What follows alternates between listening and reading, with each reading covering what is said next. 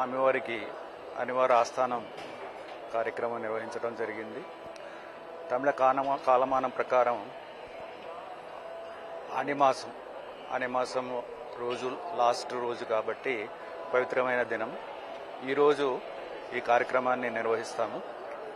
ఇంతకుముందు ఈరోజు స్వామివారికి బడ్జెట్ అంటే ఆదాయం, వ్యయం, నిల్వలు ఇవన్నీ కూడా స్వామివారికి నివేదించడం జరిగేది. ఆ తర్వాత ధర్మకర్తల మండలి వచ్చిన తర్వాత దీన్ని ఏప్రిల్ నుంచి మార్చికి మార్చడం జరిగింది. ఈరోజు ఆ కార్యక్రమాలన్నీ కూడా నిర్వహించడం జరిగింది. అలాగే ఈరోజు సాయంత్రం శ్రీదేవి భూదేవి సమేతంగా స్వామివారు పురవీధుల్లో పుష్ప పల్లకి మీద ఊరేయడం జరుగుతుంది. నమస్కారం.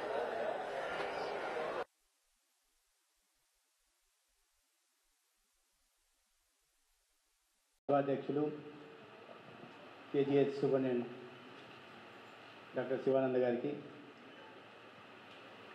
గౌరవ పార్లమెంట్ సభ్యులు సోదరులు భరత్ గారికి, గౌరవ శాసనసభ్యులు పల్లా శ్రీనివాసరావు గారికి, విష్ణుకుమార్ రాజు గారికి, లలిత కుమార్ గారికి, కలెక్టర్ గారికి, మెడికల్ కాలేజ్ ప్రిన్సిపాల్ గారికి, డిఎంఎస్ గారికి, ముఖ్యంగా సీనియర్ సర్జన్లకి, డాక్టర్లకి, టీచింగ్ నాన్ టీచింగ్ స్టాఫ్కి, పారామెడికల్ సిబ్బందికి, ముఖ్యంగా నర్సింగ్ సిబ్బందికి కూడా నమస్కారం. Perhaps this is my second visit to any KGH, GGH. My first visit was Tirupati a few days ago. I'm happy and honored to be in the premises of the prestigious institution, King George Hospital. I have one classic example how prestigious and reputed this KGH is. Ever since I took over as Health Minister of the state, many requests started flooding in. Most of them are, 90% of them are transfer requests. And again, 80% of those transfer requests are for Visakhapatnam. You can understand how reputed KGH is now. Individually, people are approaching me through elected representatives, their ministers, MPs, everywhere. Some known friends. But ultimately, I end up finding it, yes, this transfer is to Visakhapatnam. This transfer is to Visakhapatnam. I try to justify. There is a higher institution. How can you go there? You better choose any lower institution. No, sir, my wife is working, sir. Otherwise, so, no, sir, my son is studying, sir. So they find excuses and reasons also. But నేను ఏం చెప్పవచ్చుకున్నానంటే, విశాఖపట్నంకి అందరూ పోవాలంటే ఎందుకు అనుకుంటా అంటే ఇక్కడికి వచ్చిన తర్వాత అర్థమవుతుంది. Visakhapatnam 100 KGH 179-year-old, age-old, ancient, prestigious institution.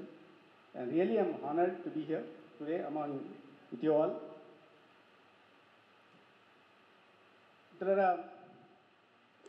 I'm here to take a review, but as usual, it's been converted as a political meeting by my friend, my senior, Vishnukumar Raju garu. Mala review తీసుకున్నాము. I wanted to take stock of activities, infrastructure facilities, medical and diagnostic equipment, and also about the staff and all. Honorable Collector was briefing me some time back, sir. Recently I took briefing 3 days back. Then I found many gaps. There are infrastructural issues and manpower shortages, everything. And at the end he said there are budget constraints also. I said, Collector, that is the issue. You have budget constraints, financial constraints everywhere. And the last 5 years, I don't want to go into politics, but still, వాస్తవాలు అయితే మాట్లాడుకోవాలా, పరిస్థితులు అలా ఉన్నాయి. ఇవాళ డాక్టర్లందరికీ సమాజంలో గౌరవం. మా చిన్నప్పుడు మేము పెరిగినప్పుడంతా గురువును దైవంగా చూసేవాళ్ళు, డాక్టర్లను కూడా దైవంగా చూసేవాళ్ళు. తెల్లకోట్లో ఉన్న డాక్టర్గా చూసేవాళ్ళు, నర్సింగ్ స్టాఫ్ను కూడా తెల్లకోట్లో ఉన్న నర్సింగ్ స్టాఫ్. ఎందుకంటే కమ్యూనికేబుల్ డిసీజెస్ ఉన్నప్పుడు కూడా వీళ్ళందరికన్నా ముందు వెళ్ళేసి వాళ్ళకి సేవ చేసే పని చేస్తారు. కాబట్టి అటువంటి డాక్టర్లందరికీ కూడా చేతులెత్తి నమస్కరిస్తున్నాను. అయితే కాలక్రమేణా వైద్య వృత్తికి కొద్దిగా ఆ గౌరవం తగ్గిందనే వాస్తవాన్ని మనం అందరం ఒప్పుకోవాల్సింది. అది రకరకాల కారణం. ఎందుకంటే వైద్య వృత్తి కూడా కొద్దిగా వ్యాపారం ఎక్కువ అయిపోయింది. సేవ కన్నా వ్యాపారం మీద దృష్టి ఎక్కువైపోయింది. దానికి రకరకాల కారణాలు ఉన్నాయి. దాంట్లో ప్రైవేట్ ఆసుపత్రులు ఎంత కారణమో కొంతవరకు మనం కూడా కొన్ని కారణం అనే విషయాన్ని మనం అందరం చేసుకోవాలి. అందుకనే ప్రజల్లో కొద్దిగా, అందుకనే ఇప్పుడు శ్రీనివాసరావు గారు చెప్తున్నారు, లేదా గవర్నమెంట్ హాస్పిటల్ వైపు పోకుండా, ఇన్ని ఫెసిలిటీస్ ఉన్న గవర్నమెంట్ వైపు కూడా why are people choosing private hospital even in villages. It is really astonishing to know people are choosing RMP doctors. ఏది జరిగినా ఆర్ఎంపీ వైపు వెళ్తున్నారు. అటువంటి పరిస్థితుల్లో మార్పు తీసుకురావాలి. ఆ ఫ్రెండ్లీ, ఇప్పుడే చెప్తున్నారు సుబ్రహ్మణ్యం గారు, ఒక ఫ్రెండ్లీ వాతావరణాన్ని డాక్టర్ పేషెంట్ రిలేషన్షిప్ మెయింటైన్ చేయాలని. ఇది ఎప్పటి నుంచో జరగాల్సిన ప్రక్రియ. ఈరోజు కొత్తగా మనం చేయాల్సింది కాదు, ముందు నుంచి ఉండాలి. కింది స్థాయి నుంచి ఏదైనా ఒక పేషెంట్ హాస్పిటల్లోకి ఎంటర్ అయ్యారంటే అక్కడి నుంచి చిరునవ్వుతో రిసీవ్ చేసుకోవాలి, తీసుకురావాలి. ఎక్కడ తీసుకెళ్ళాలి? ఇప్పుడు లైన్ వేస్తారు, ఇన్నోవేషన్స్, చిన్న innovations, even small innovations will have huge impact. చిన్న ఇన్నోవేషన్స్. నేను ఒక ఇన్నోవేషన్ కూడా చూశాను. ఇప్పుడు నేను చదువుతూ ఉంటే చూశాను, సోలార్ ప్యానల్స్కి వెళ్ళారు. That way your saving some 5 lakhs a month or so. So 60 lakhs per annum. Small thing, solar panels పోవాలనేది. ఎందుకంటే ఇంత పెద్ద ఫెసిలిటీ ఉంది. ఇటువంటి ఇన్నోవేషన్స్తో పోవడమే కాకుండా ముందు మానవతా దృక్పథంతో మనము పని చేయడం మొదలుపెట్టాలి. ఎందుకంటే ఈ వైద్య వృత్తిని మీరు ఎంచుకున్నదే సేవ చేయడానికి. మేము రాజకీయ రంగంలో వచ్చింది సేవ చేయడానికి వచ్చాం. మీరు ప్రమాణం చేసి వచ్చారు, మేము ప్రమాణం చేసి వచ్చాం. వైద్య వృత్తిలో సేవ చేయడానికి వచ్చారు. కాబట్టి ఆ సేవా గుణాన్ని మీకు ఉంది కాబట్టి ఇంతకాలం కొనసాగిస్తూ వస్తారు. దాన్ని ఇంకొంచెం మారిన పరిస్థితుల్లో కొద్దిగా మనం కూడా మారుతున్నామేమో అని అప్పుడప్పుడు ఆత్మవిమర్శ చేసుకోవాల్సి ఉంది. ఆత్మవిమర్శ చేసుకొని ఎక్కడన్నా తప్పులు జరుగుతుంటే, లోపాలు ఉంటే వాటిని సరిదిద్దుకొని ముందుకెళ్లాల్సిన అవసరం ఉంది. మీరు అందరూ కూడా అనుభవం కలిగిన డాక్టర్లు, అనేక సంవత్సరాలుగా పనిచేస్తున్నారు. అనేక సంవత్సరాలుగా ఒక నోబుల్ కాజ్ కోసం పనిచేస్తున్న సేవానిరతి కలిగిన వాళ్ళు మీ అందరికీ నేను కొత్తగా చెప్పాల్సిన అవసరం లేదు. కానీ నేను డాక్టర్ని కాదు కాబట్టి ప్రసంగాలు ఇవ్వడం చాలా ఈజీ. కానీ నేను చూస్తున్న సమాజంలో ఈ వైద్య రంగం పట్ల, ముఖ్యంగా ప్రభుత్వ రంగం పట్ల, ఆరోగ్య శాఖ పట్ల ప్రజల్లో ఎటువంటి భావన ఏర్పడింది, దానికి కారణం ఏంటి అని ఒకసారి ఆత్మవిమర్శ చేసుకొని ముందుకు తీసుకొని వాటిని సరి చేసుకుంటే రాబోయే రోజుల్లో ప్రజలు ఏదన్నా చిన్న ఇబ్బంది వస్తే మన వైపు చూసే పరిస్థితి. ఇంత పెద్ద నెట్వర్క్ ఉంది, 1,00,000 మంది ఉద్యోగులు ఉన్నారు. కింద నుంచి ఏఎన్ఎంలు, ఆశాలు ఉన్నారు. మళ్ళీ ఇది కాదని ఆరోగ్య మందిర్, దానికి విలేజ్ హెల్త్ క్లినిక్ పేరుతో పెట్టుకుందాం. దానికి వర్టికల్గా సబ్ సెంటర్స్ ఉన్నాయి. మళ్ళీ ప్రైమరీ హెల్త్ సెంటర్ ఉన్నాయి, అబ్రీ ప్రైమరీ సెంటర్స్ ఉన్నాయి, సిఎస్లు ఉన్నాయి, ఏరియా హాస్పిటల్ ఉన్నాయి, జీజీహెచ్లు ఉన్నాయి, సూపర్ స్పెషాలిటీ ఉన్నాయి, టెరిషరీ కేర్ ఉంది. ఇన్ని ఉన్నప్పటికీ కూడా ప్రజలు మళ్ళీ ఎందుకు ప్రైవేట్ హాస్పిటల్ దగ్గర పోయి, ఇప్పుడు చూస్తున్నాం ఆరోగ్యశ్రీ వైపు పోతున్నారు. ఆరోగ్యశ్రీ మంచిదే, కానీ ఆరోగ్యశ్రీ ఇప్పుడు 2,000 చిల్లర కోట్ల అప్పు ఉంది. ఎలా పేదలకు సేవ చేయాలి? ఆ వసతి లేదో మనమే ప్రభుత్వ హాస్టల్లో చేర్చి ఏదైతే వాళ్ళు మౌలిక సదుపాయాల కల్పన పెంచుకోవాలా, అదేవిధంగా ఎక్విప్మెంట్ పెంచుకోవాలా. ఇవన్నిటికన్నా ముఖ్యంగా మన వ్యవహార శైలి, మన దగ్గరకు వచ్చే రోగులతో, పేషెంట్లతో ఎలా ఉండే విషయాన్ని మనం మార్చుకుంటూ వస్తే గణనీయ మార్పు వస్తుందని నేను అనుకుంటున్నాను. ఇవన్నీ కాకుండా మళ్ళీ MLSPలు పెట్టారు. అంటే కొన్ని vertical systems, parallel systems establish చేసుకుంటూ వెళ్ళాం. ఇన్ని చేసిన తర్వాత కూడా ప్రజలు మనల్ని నమ్మట్లేదు. ఆ గ్రామంలో ఆర్ఎంపీ దగ్గరికి వెళ్తారు. ప్రివెంటివ్ మెజర్స్ తీసుకోవడం కూడా మనం ఫెయిల్ అవుతున్నాం. రకరకాల కారణాలు ఉన్నాయి. ప్రివెంటివ్ లైన్ డిపార్ట్మెంట్లు ఉన్నాయి, కానీ బ్రెయిన్ తీసుకోవాల్సింది ఎవరు ఫైనల్గా? మనం. ఇవాళ స్టాప్ డయోరియా అని చెప్పి మనం పెద్ద ఇది చేస్తున్నాం. ఎన్ని రోజుల్లో అవగాహన కల్పించే ప్రయత్నం చేస్తున్నాం. కానీ దీనికన్నా ముందే కాస్త అవగాహన కల్పించే ప్రయత్నాన్ని లైన్ డిపార్ట్మెంట్తో కలుసుకొని మాట్లాడడం కానీ, ఆర్డబ్ల్యూఎస్తో కానీ, లేదా పబ్లిక్ హెల్త్ డిపార్ట్మెంట్స్తో మాట్లాడడం, అవగాహన కల్పించడం, ప్రివెంటివ్ మెజర్స్ తీసుకుంటే ఈ చిన్న డయోరియా కానీ మిగతా వాటితో పాటు పెద్ద వీటి బారిన పడకుండా. అందుకనే ఈ ప్రభుత్వం వచ్చిన తర్వాత మొట్టమొదటిగా అనేక ప్రజా సంక్షేమ నిర్ణయాలు ముఖ్యమంత్రి గారు తీసుకున్నారు. ప్రజలకు ఉపయోగపడే సంక్షేమ పథకాలు తీసుకొచ్చారు. ఇవన్నీ కాకుండా ఆరోగ్య రంగంలో కూడా ఈ రాష్ట్రంలో ఉన్న 5,30,00,000 మందికి క్యాన్సర్ స్క్రీనింగ్ చేయించే ఏర్పాటు కూడా చేయడం జరిగింది. 5,30,00,000 మందికి breast cervical and oral cancer screening చేస్తున్నాం. దానివల్ల ఎక్కడో 4th స్టేజ్కి వెళ్ళిన తర్వాత ఆ 4th స్టేజ్ వెళ్ళిన తర్వాత హాస్పిటల్ అప్పుడు డిటెక్ట్ అయ్యి అప్పుడు హాస్పిటల్లో చేర్చి అప్పుడు బయాప్సీ తీసి దాన్ని చేర్చిన తర్వాత మళ్ళీ ఫస్ట్ స్టేజ్ లాగా యాక్టివ్ మెడికేషన్ వాళ్ళకి ఇవ్వకుండా యాక్టివ్ మెడికేషన్ ఇచ్చి మళ్ళీ దాన్ని ఒక ఆదాయ వనరుగా మార్చుకునే పరిస్థితి లేకుండా ప్రివెంటివ్ మెజర్స్ తీసుకునే ప్రయత్నం చేస్తున్నాం. అదేవిధంగా 68 లక్షల మందికి ముఖ్యమంత్రి గారి ఆదేశానుసారం చిన్న పిల్లలకి 6 నుంచి 18 సంవత్సరాలు 18 సంవత్సరాలు ఉన్న పిల్లలందరికీ కూడా ఆర్బీఎస్కే ద్వారా కూడా స్క్రీనింగ్ చేసే ప్రయత్నం చేస్తున్నాం. ఎందుకంటే కింద లెవెల్లోనే మొక్కరులా ఉన్నప్పుడే దాన్ని తుంచేసే ప్రయత్నం చేస్తున్నాం. వీటన్నిటి మీద అవగాహన కల్పించాల్సిన బాధ్యత మన మీద అయితే ఉంది అన్ని వర్గాల్లో. ఇక్కడ ఒక హాస్పిటల్ అంటే మీరు ఇక్కడ స్టేషన్ అయి ఉంటారు, కానీ నేను అనేది మనకు అనుబంధంగా ఉంటున్న గ్రామాల్లో పిఎస్సీల్లో కానీ ఏఎన్ఎంలు ఆశాలు వీళ్ళందరికీ అవగాహన కల్పించి ప్రజల్లో రకంగా తీసుకోగలిగితే మన పట్ల విశ్వాసం పెరుగుతుంది. ఇన్ని వేల కోట్లు ఖర్చు పెడుతున్నాం, ఇన్ని లక్షల కోట్లు ఖర్చు పెడుతున్నాం, సంవత్సరానికి 2000 కోట్లకు పైగా ఆరోగ్యశ్రీ కింద ఖర్చు పెడుతున్నాం. ఒక్కొక్క హాస్పిటల్కి 200 కోట్ల దాకా రికరింగ్ ఎక్స్పెండిచర్ ఉంటుంది ఒక్కొక్క హాస్పిటల్కి. మళ్ళీ ఇవి కాదని మళ్ళీ మా ఎమ్మెల్యే గారు చెప్తున్నారు ఈ ప్రెస్టీజ్ ఇన్స్టిట్యూషను దీనికి ఇంకో 2 హాస్పిటల్ చేర్చాలని. దీంట్లో చిన్న ఇది సరి చేయాల్సిన ఇది ఉంది ఎమ్మెల్యే గారు. ఏమవుతుందంటే ఎన్ఎంసీ నామ్స్ ప్రకారం 1 మిలియన్ పాపులేషన్కి 100 సీట్స్ ఉండాలి. అది మనం ఎప్పుడో ఎక్సీడ్ అయిపోయాం. ఇప్పుడు అదనంగా ఇంకా 12 కాలేజీలు కడుతున్నాం మనం. దానికి అఫ్కోర్స్ దానికి ఇన్ఫ్రాస్ట్రక్చర్ లేదు, ఎక్విప్మెంట్ లేదు, ఇన్ఫ్రాస్ట్రక్చర్లో డెఫిషియన్సీ 60-70% ఉన్నాయి. ఇంకో రెండోది కారణాలు మీకు తెలుసు. ఫ్యాకల్టీ ట్యూటర్స్ డెఫిషియన్సీ కూడా 60% దాకా ఉంది. దానికి మీకు ప్రధాన కారణాలు మీకు తెలుసు. ఎందుకంటే no assistant professor wants to go to Piduguralla, no associate professor wants to go to Nandyal, no professor wants to go to Madanapalli because they're all backward and remote areas and no facilities are available. Nobody opts for that. ఎలా medical కాలేజీలు రావాల్సింది, ఎలా పిల్లలకి వైద్య వృత్తి మనం చౌకగా అందించాల్సింది, ఎలా క్వాలిటీ అవుట్పుట్ ఒక మంచి ఎక్స్పీరియన్స్డ్ సర్జన్ అక్కడికి వెళ్ళిపోతే, టీచింగ్ ఫ్యాకల్టీ వెళ్ళకపోతే, ప్రొఫెసర్ వెళ్ళకపోతే క్వాలిటీ ఎడ్యుకేషన్ ఎలా వస్తుంది? అక్కడికి వెళ్తే క్వాలిటీ అవుట్పుట్ ఉండట్లా. ఏదో చేసిన తర్వాత మెడికల్ కాలేజ్ చూపిస్తాం, ఎన్ఎంసీ క్లియరెన్స్ చూపిస్తాం, డెఫిషియన్సీ లేకుండా తీసి పర్మిషన్ ఎల్ఓపి తీసుకుంటాం. ఎల్ఓపి తీసిన తర్వాత స్టూడెంట్స్ బయటకు వస్తారు. కానీ క్వాలిటీ అవుట్పుట్ ఉంటుందా? క్వాంటిటీ అవుట్పుట్ ఉంటుంది కానీ క్వాలిటీ అవుట్పుట్ ఉంది. ఆ క్వాలిటీ అవుట్పుట్ తీసుకోవడం కోసం మనం ప్రయత్నాలు చేయాల్సింది. దాని మీద ప్రభుత్వం ప్రత్యేకంగా ముఖ్యమంత్రి గారు ఇటీవల తీసుకున్న రివ్యూలో కూడా ప్రత్యేకంగా దృష్టి పెట్టారు. ఆ దిశగా ప్రయత్నాలు చేస్తూ ఉన్నాం. అనేక కారణాలు ఉన్నాయి. ఇప్పుడు ఇవన్నీ మాట్లాడుతున్నప్పుడు మేము మా మొహంలో ఎక్కడ ఆనందం లేదు, చాలా ఇబ్బందులు ఉన్నాం. ఇప్పుడు వచ్చినప్పటికీ నా మీద నేనే ముందు కష్టాల్లో ఉన్నా.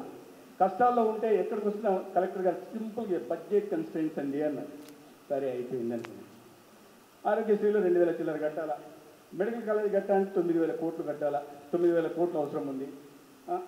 మిగతా ఇప్పుడు అప్గ్రేడేషన్ ఆఫ్ కాలేజెస్ తీసుకున్నాం.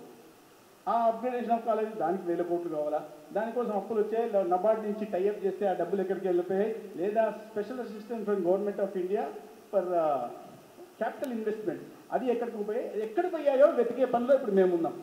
ఇన్ని 1000 కోట్లు భారం పడుతూ ఉంటే మాకు ఎక్కడికి పోయినా కూడా సమస్య ఏమవుతుంది? సార్ కాంట్రాక్ట్ బేసిస్ వాళ్ళకి రావట్లేదు సార్ ఛార్జీలు, సార్ కోవిడ్ 3 సంవత్సరాల నుంచి మాకు జీతాలు రావట్లేదు సార్ నర్సింగ్ స్టాఫ్ని టర్మినేట్ చేశారు సార్ ఆయుష్ సిబ్బందిని టర్మినేట్ చేశారు సార్ అక్కడ ఎంపీహెచ్ఏలను శాలరీలు ఇవ్వట్లేదు సార్. ఇది ఎక్కడికి పోయినా ఇదే ఎక్కే సమస్య. ఇప్పుడు కూడా మీరు బయట చూశారు. ఒకవైపు నేను హాస్పిటల్కి రావడానికి సూపరింటెండెంట్ గారు ఉన్నారు, కలెక్టర్ గారు ఉన్నారు, గౌరవ ఎంపీ గారు ఉన్నారు. లోపలికి వస్తుంటే మా నర్సింగ్ సోదరులందరూ అని ఏదో సినిమాలో వచ్చినట్టుగా పేపర్లు పట్టుకొని వచ్చేస్తూనే ఉన్నారు. నేను దీంతో చెప్పట్లా, బాధతో చెప్తున్నాను. వైపు ఆ పరిస్థితి ఉంది. నేను మీ బాధను అర్థం చేసుకుంటా. అందరి దీనికి అనుబంధంగా పనిచేస్తున్న ప్రతి ఒక్కరి బాధను కూడా ప్రభుత్వం అర్థం చేసుకుంటుంది. కానీ ప్రభుత్వం పరిమితులు కూడా అందరూ అర్థం చేసుకోవాల్సిన అవసరం ఉంది. మీ వ్యక్తిగతం నేను కాదను, మీ వ్యక్తిగతం ఇది ప్రభుత్వం బాధ్యత. అందరి ప్రభుత్వం బాధ్యత అంటే ఏంటి? ఈ డబ్బులు ఎక్కడి నుంచి మళ్ళీ మనం కట్టే ట్యాక్స్లో వచ్చి మనం దీంట్లోంచి వస్తాయి. ఇవన్నీ చేస్తున్న క్రమంలో కొద్దిగా క్రమశిక్షణ ఉండాలి అనేది మాత్రం అందరికీ. ఇప్పుడు అందరూ వస్తున్నాం, తప్పులేదు. ఒక గౌరవ ఎంపీ ఉన్నారు, ఎమ్మెల్యే ఉన్నారు, మంత్రి ఉన్నారు, సరే. కానీ ఒక పర్పస్ కోసం, ఒక స్పెసిఫిక్ పర్పస్ కోసం మనం ఇక్కడికి వస్తున్నాం. రివ్యూ తీసుకోవాలా? రివ్యూ తీసుకుంటే అక్కడ సమస్యలు ఏదో ఖచ్చితంగా వాళ్ళు చెప్తారు. పెద్ద సమస్యలు తెలుసుకున్నాం, బయటకు వచ్చిన తర్వాత చిన్న సమస్యలు తెలుసుకున్నాం. ఈ లోపలికి రానియకుండా అది కట్టడి చేసేసి మా పేపర్ తీసుకుంటావా, మా పేపర్ తీసుకుంటావా, మా పేపర్ తీసుకుంటావా, మా పేపర్ అంటే నేను ఒకవైపు తీసుకున్నా, అమ్మ చూస్తానమ్మా అని 5 నిమిషాలు చెప్పాలి సార్ అంటే 5 నిమిషాలు ఒక 10 బ్యాచ్లు వచ్చాయి, వాళ్ళకి 50 నిమిషాలు పోయింది. అది వినేసరికి నేను డిప్రెషన్లోకి వెళ్ళిపోతాను. నా సమస్యలు చెప్పి మీరు డిప్రెషన్లోకి పంపడం నాకు ఇష్టం లేదు. కానీ ఇటువంటి సమస్యలు రాష్ట్రంలో ఇవాళ ఉన్నాయి. దానికి రకరకాల కారణాలు, ఒక్క రోజులో వచ్చిందని కాదు, కొన్ని సంవత్సరాలుగా జరుగుతున్న దీన్ని ఆరోగ్యం మీద ఎప్పుడు కూడా గతంలో ప్రభుత్వాలు పెద్దగా దృష్టి పెట్టకపోతే అభివృద్ధి చెందిన దేశాలు జీడీపీలో 5%, 6% పెడుతుంటే మనం దరిద్రంగా 1% దగ్గరకు వచ్చి ఇప్పటికీ ఈ ప్రభుత్వాలు 10 సంవత్సరాల నుంచి కొద్దిగా మార్పు వచ్చి 2% దాకా వచ్చాం. దీన్ని ఇంకా ముందు పైకి తీసుకెళ్లాల్సింది.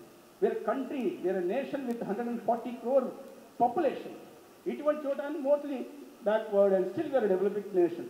ఇటువంటి పరిస్థితుల్లో మార్పు తీసుకోవాలంటే ప్రజల్లో చైతన్యం తీసుకురావాల్సింది ప్రభుత్వం. అయితే అదృష్టవశాత్తు ఇన్ని సంవత్సరాలు 5 సంవత్సరాల్లో జరిగిన, మళ్ళీ నేను రాజకీయాలు ఇక్కడ మాట్లాడట్లా, కానీ 5 సంవత్సరాల్లో ఎటువంటి విధ్వంసం జరిగిందన్న విషయం అయితే రాష్ట్ర ప్రజలు ఖచ్చితంగా తెలియాలి. ఇప్పుడు మెడికల్ కాలేజ్ అని చాలా సింపుల్గా అడిగాడు ఎమ్మెల్యే గారు. అది ఒక్కొక్క మెడికల్ కాలేజ్ అంటే దానికి పెద్ద ప్రయోజనం 600 కోట్లు ఖర్చు పెట్టాలా, మళ్ళీ ప్రొఫెసర్లు పోరు, టీచింగ్ స్టాఫ్ పోరు, మీరు ఎటువంటి ఫెసిలిటీస్ అయినా క్రియేట్ చేయండి అక్కడ. కానీ అక్కడికి వెళ్తే ఒక ఎంటర్టైన్మెంట్ లేదు. వాళ్ళ దీన్ని కూడా అర్థం చేసుకుంటా, అసిస్టెంట్ ప్రొఫెసర్లకు దీన్ని కూడా అర్థం చేసుకుంటా. ఎంటర్టైన్మెంట్ లేదు. తర్వాత పర్టికులర్గా వాళ్ళ పిల్లలకి ఎడ్యుకేషన్ సరైన ప్రాపర్ ఎడ్యుకేషన్. నేనైనా ఎవరైనా నా పిల్లలకి మంచి చదువు చదివించాలని చూస్తాను. నేను పిల్లల్ని ఎక్కడో పెట్టేసి నేను అక్కడ సేవ చేయాలంటే కొద్దిగా రాదు. కానీ మోటివేట్ చేసుకోవాలి మనం. ఆ మోటివేషన్ మనమే ప్రజలకు ప్రేరణగా నిలవాలి. ప్రజలకు ప్రేరణగా నిలవాల్సిన బాధ్యత అందరికీ. నేను అందరూ డాక్టర్ మెడికల్ ఫ్రాటర్నిటీకి అంతా నేను చేస్తున్న అప్పీల్ ఏంటంటే, yes you are here for a specific purpose. మీరు దేవుడు పంపించిన దూతలు లాంటి వాళ్ళు. అటువంటిప్పుడు కొద్దిగా పెద్ద మనసు చేసుకోవాలి. పిల్లల్ని మేమందరం రాజకీయాల్లో మేము ఎక్కడో హాస్టల్లో పెట్టి చదివిస్తా వచ్చాను పిల్లల్ని, చిన్నప్పటి నుంచి హాస్టల్లో పెట్టాను. మేము మీద పడ్డాం కాబట్టి మమ్మల్ని ఆదర్శ విషయం మీరు తెంపట్లే. మీరు ఆదర్శంగా నిలవాల్సింది. మన రాష్ట్రం నుంచి ఒక అవుట్పుట్, క్వాలిటీ అవుట్పుట్ కలిగిన డాక్టర్లు బయటికి రావాలి. మన రాష్ట్రం నుంచి అనేక మంది ఉన్నారు, పెద్ద డాక్టర్లు లేరు. ఆ పరిస్థితులు మళ్ళీ రావాలంటే మనం కొద్దిగా పెద్ద మనసు చేసుకోవాల్సిన అవసరం ఉంది.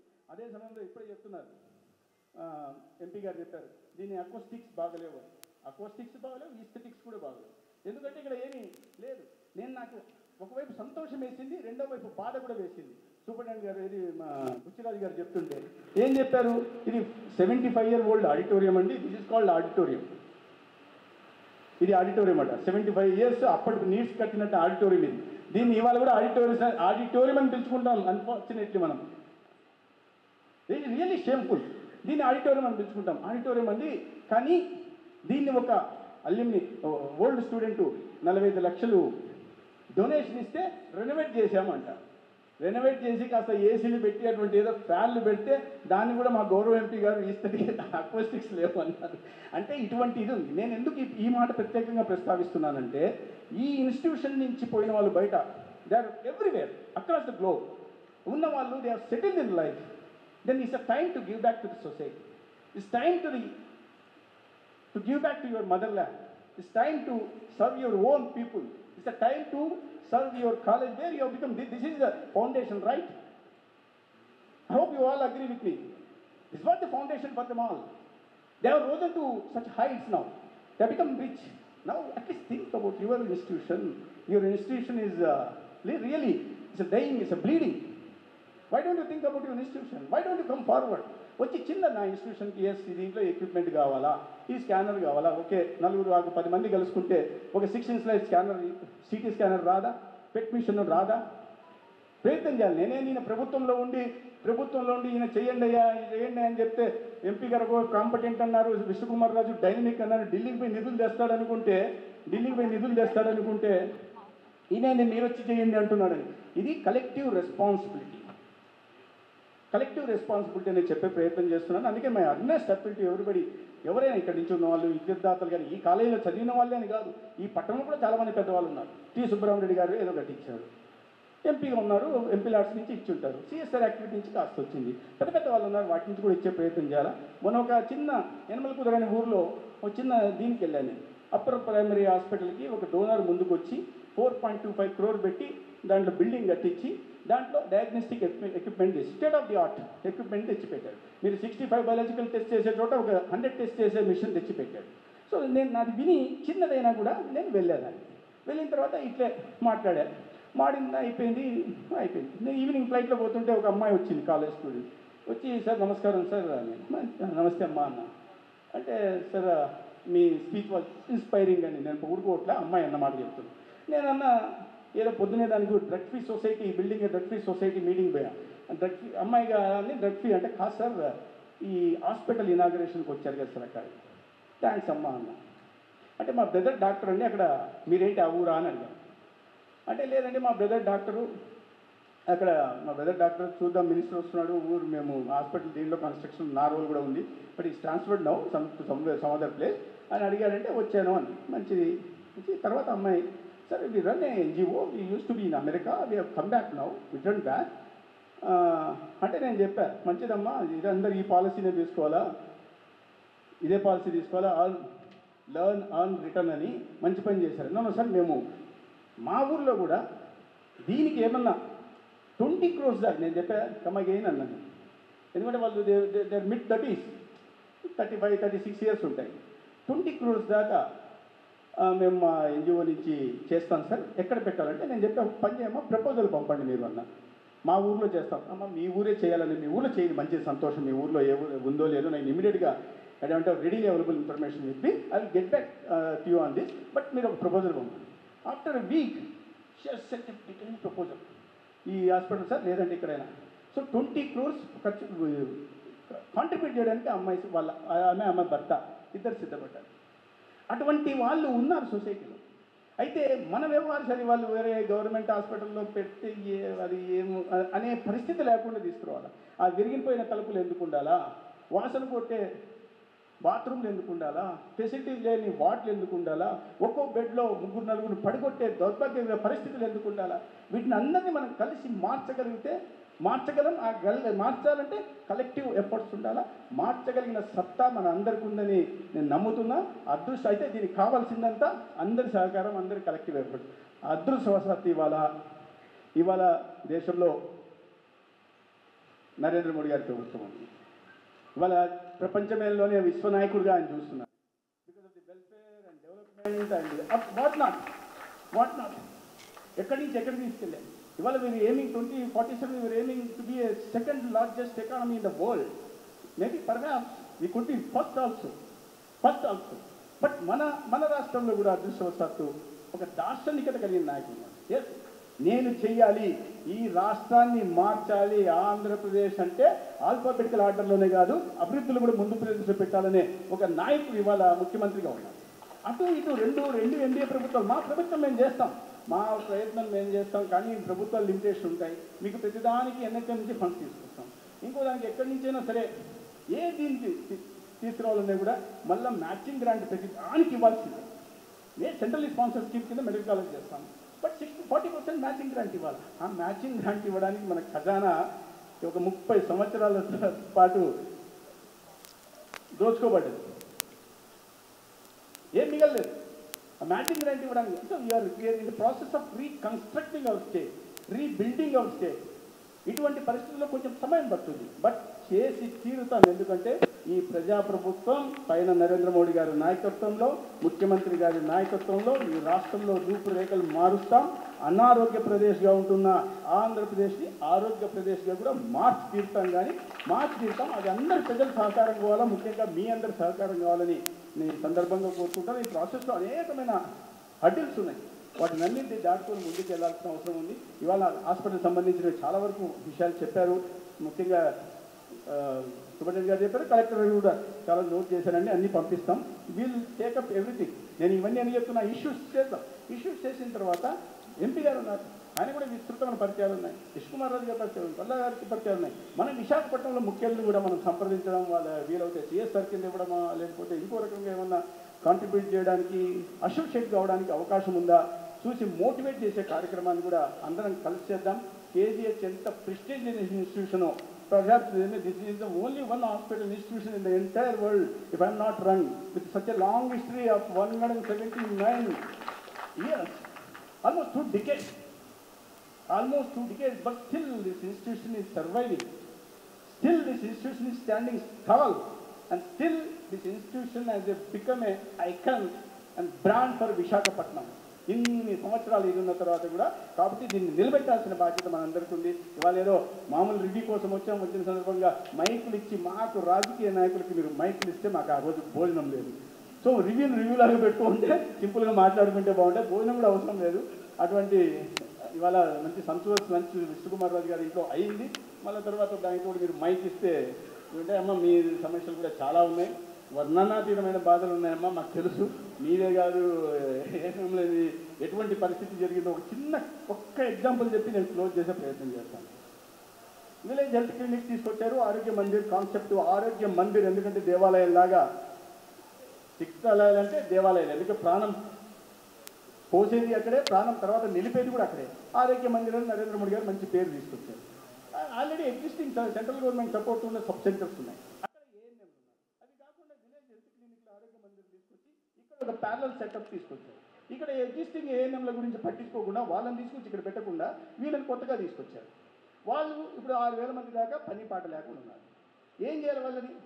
ఎవరైనా ఒక ప్యారలల్ సెటప్ తీసుకొస్తున్నప్పుడు ఏం చేస్తారు? ఆ ఎగ్జిస్టింగ్ సెటప్ని ఇక్కడ అడ్జస్ట్ చేసే పని చేస్తారు. దాన్ని అలాగే వదిలేసి ఇది కొత్త నిలబెట్టి చూసావా వీఆర్ డూయింగ్ వండర్స్. ఏం వండర్స్ చేశారా? ఆడ 6,000 మంది ఏఎన్ఎంల జీతాలు ఏం కావాలా? ఇప్పుడు లేదు తప్పు అయిపోయింది అని ఏఎన్ఎంలను మళ్ళీ జిఎన్ఎం ట్రైనింగ్ చేసి వాళ్ళని తీసుకెళ్ళి మళ్ళీ మేము స్టాఫ్ నర్స్గా తీసుకుంటాం. స్టాఫ్ నర్స్గా తీసుకోవడానికి ఇష్టారాజ్యమా? స్టాఫ్ నర్స్గా నర్సింగ్ స్టాఫ్గా తీసుకోవాలంటే బిఎస్సీ నర్సింగ్ చదివి ఉండాలి. నర్సింగ్ కౌన్సిల్ దానికి క్లియరెన్స్ ఇవ్వాలి. అటు కాకుండా ఇష్టారాజ్యంగా చేస్తామంటే దానికి పరిమితి ఉండాలి. అంటే ఇంత పెద్ద సిస్టమ్ దీంట్లో ఇంత చేస్తాం, ఇంత మార్పు తెచ్చామని చెప్పుకుంటున్న వాళ్ళు ఇటువంటి మైనర్ ఇష్యూస్, చిన్న లాజిక్లు కూడా మిస్ అయ్యి ప్రభుత్వం నడిపారంటే ఎటువంటి దౌర్భాగ్యకర పరిస్థితుల్లో 5 సంవత్సరాల ప్రభుత్వం నడిచిందనే విషయాన్ని మీరు అర్థం చేసుకోవాల్సింది. ఈ పరిస్థితిని ఖచ్చితంగా మార్పు చేసి తీరుతాం. మీ అందరి సహకారం కావాలని మళ్ళీ కోరుకుంటూ